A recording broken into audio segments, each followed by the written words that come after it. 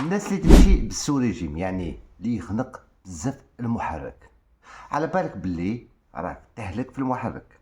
واش معناتها لو سو ريجيم؟ واش الاجزاء تاع السياره اللي تهلك كي تخنق بزاف المحرك.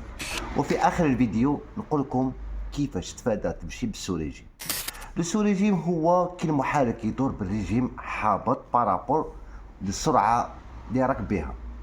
يعني كي تكون مثلا شاكية بسرعة 60 ولا 70 كيلومتر في الساعة، كي تروح تاكسيليري تحس المحرك شغل يبروتي ما يجيبش تمتم، ناقص في القوة، وتسمع صوت غريب وفي نفس الوقت يفيبري. هذا السوريجيم تاع المحرك راح يؤدي إلى عدم احتراق الوقود بصفة جيدة، وهذا راح يوسخ لك يعني ينكراسي لافانجير التوربو وحتى ديزانجيكتور. وايضا مع لي فيبراسيون هذوك تهلك لي سيبور موتور لو فولون موتور والاجزاء الاخرى بصفه سريعه. وزيد كي تمشي بالسو ريجيم حسبت لك تنقص في استهلاك الوقود. خطا، راك تزيد في استهلاك الوقود بارابور كي تكون في الريجيم الصحيح تاع المحرك.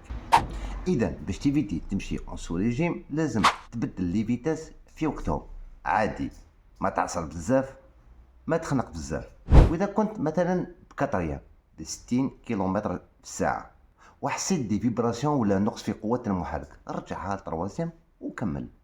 ولا شوف لو تور مينوت في الطابلو، ما لازمش تحبط تحت 1500 تور مينوت في الديازل و2000 تور مينوت في ليسونس. اللي عنده معلومة يفيدنا بها يحطها في التعليق، وشكرا.